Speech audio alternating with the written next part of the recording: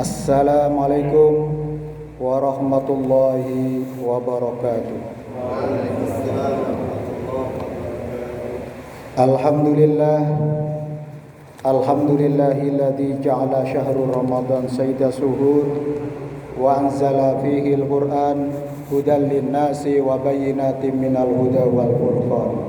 Asyhadu an la ilaha illallah wahdahu la syarikalah wa asyhadu anna Muhammadan abduhu wa rasuluh la nabiyya wa la rasula ba'dah. Amma ba'du, jamaah salat subuh rahimakumullah. Tiada henti-hentinya kita bernafas, tiada henti-hentinya darah kita mengalir ke sekujur badan, dan seiring dengan itu tiada henti-hentinya kita memanjatkan puja dan puji atas segala nikmat dan karunia-Nya yang hari ini, yang saat ini kita rasakan. Maka dengan nikmat kita menunaikan sholat subuh berjamaah ini, kita sekaligus membuktikan syukur kita kepada Allah Subhanahu wa Ta'ala. Syukur bil arkan, syukur dengan segenap potensi yang Allah anugerahkan kepada kita, yaitu badan yang sehat, kekuatan dan kesempatan yang kita miliki, serta iman dan takwa kita kepada Allah Subhanahu wa Ta'ala. Jamaah rahimakumullah, alhamdulillah kita sudah masuk pada hari yang ketiga dari bulan suci Ramadan. Sangat cepat rasanya kita menunaikan Ramadan, tiba-tiba sudah sampai pada hari yang ketiga. Ini artinya bahwa mesin waktu terus berjalan. Oleh karena itu, marilah kita manfaatkan kesempatan yang singkat dalam kehidupan dunia ini dengan berbagai macam upaya yang kita lakukan. Yang utama adalah terkait dengan tazkiyatun nufus, penyucian jiwa. Sebagaimana Allah Subhanahu wa Ta'ala berfirman, qad aflaha man tazakka wa dzakara isma rabbih fasalla. Maka sucikanlah jiwa, karena inilah yang kelak kita menghadap Allah Subhanahu wa Ta'ala dengan hati, dengan jiwa yang suci. Apa itu tazkiyatun nafas?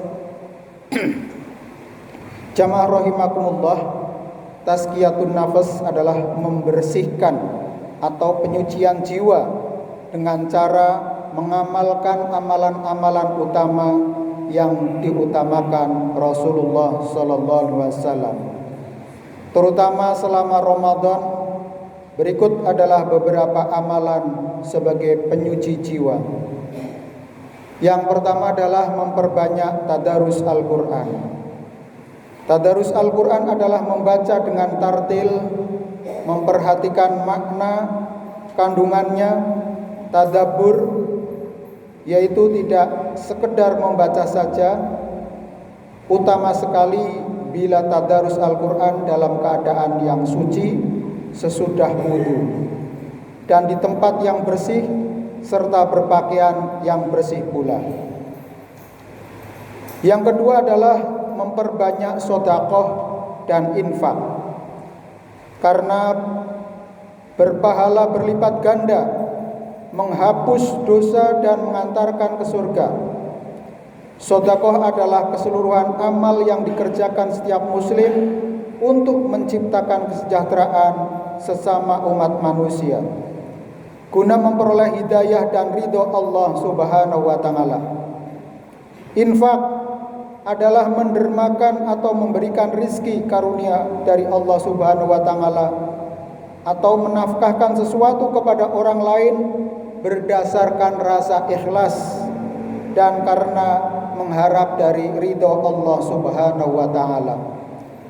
Jadi infak itu berkaitan dengan materi, sementara sedekah berkaitan dengan materi dan non materi.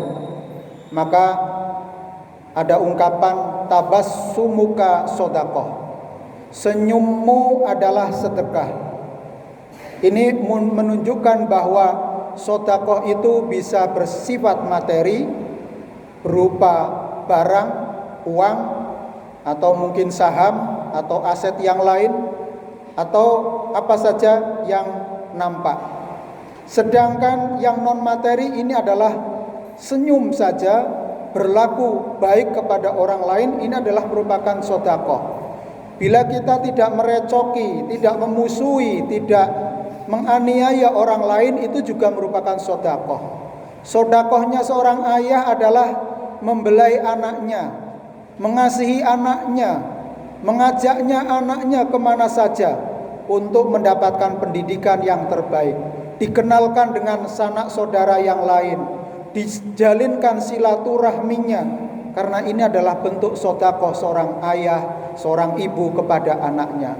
Ajak anak-anak ini ke masjid, kenalkan dengan ilmu, kenalkan dengan Al-Quran, karena itu akan menjadi obor mereka dalam kehidupan kelak di dunia maupun keselamatannya di akhirat. Jadi sedekah non materi ini adalah jauh lebih banyak. Kita berbagi ilmu seperti dalam hal ini di kuliah subuh maupun sholat tarawih, dan di forum-forum baik online maupun offline, itu semuanya adalah bentuk sedekah yang non materi. Jadi kalau jamaah sekalian, jangan membatasi sedekah dalam bentuk materi saja, tapi apa saja yang kita bisa berikan rasa nyaman di sekitar kita, itu adalah bentuk dari perluasan pemahaman kita tentang sedekah. Maka jamaah rahimakumullah, berakhlak yang mulia di tengah-tengah masyarakat, menjaga kedamaian, ketentraman, tidak bermusuh-musuhan dengan tetangga kita, itu juga merupakan sedekah. Sedekah kita juga dalam bentuk materi, non materi katakanlah. Ketika kita menghutangi saudara kita, kita melonggarkan pengembaliannya. Jamaah rahimakumullah, berbicara tentang hutang, saya yakin bahwa jamaah sekalian sudah pernah mempunyai hutang, atau paling tidak mungkin mendengar saudaranya, temannya, atau handetolannya terlilit hutang ataupun mempunyai hutang yang tidak bisa terbayar. Ini kategorinya gharim. Orang yang terlilit hutang adalah orang yang mustad'afin, orang yang lemah, yang perlu kita tolong. Kalau kita punya aset, kita meminjami seseorang, kemudian saudara kita betul-betul membutuhkan dan belum punya kemampuan untuk mengembalikan hutang, maka kita berlapang dada. Sudah, mungkin kamu bisa tangguhkan, kita kembalikan akadnya. Kamu berjanji kan lebaran besok mau kamu kembalikan hutangnya, tapi kamu sampai saat ini belum bisa juga. Ya, kita berlapang. Ini salah satu bentuk sedekah yang sangat konkret.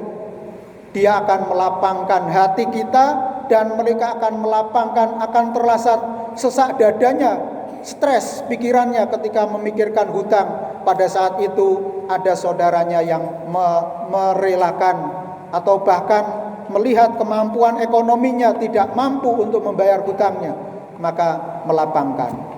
Memang saat ini usaha-usaha keuangan yang sifatnya adalah ribawi sangat luar biasa, merayu dan merongrong kita baik secara offline maupun online. Jangan sekali-kali kita terjebak di situ, diiming-imingi oleh hutang yang menggiurkan, kemudian di situ kita tidak bisa membayar. Kalaupun kita mau berhutang, kita harus mempunyai financial planning yang bagus, perencanaan keuangan yang bagus, sehingga kita tidak bisa terlilit hutang, sehingga kita bisa mempunyai kemampuan, masih ada sisa untuk hidup kita setelah kita potong hutang yang harus kita bayar. Jadi jangan gegabah dengan mudahnya pinjaman online yang ada di aplikasi HP Bapak Ibu sekalian jamaah. Jangan coba-coba kalau kita tidak punya kemampuan untuk mengembalikan, untuk meminjam. Demikian juga mungkin yang offline, banyak orang yang menawari pinjaman, tapi harus hati-hati, harus dengan perencanaan keuangan yang baik, supaya kita tidak terjebak pada hutang yang sifatnya ribawi, dan itu adalah menjerumuskan kita, menjadikan hati kita, dada kita terasa sesak, dan pikiran kita selalu dikejar oleh debt collector ataupun orang yang menagih hutang. Maka berlapang dada, sodakoh yang bentuknya materi maupun non materi itu adalah salah satu sodakoh. Yang ketiga adalah memperbanyak sodakoh dan infak, karena pahala berlipat ganda, menghapus dosa dan mengantarkan ke surga.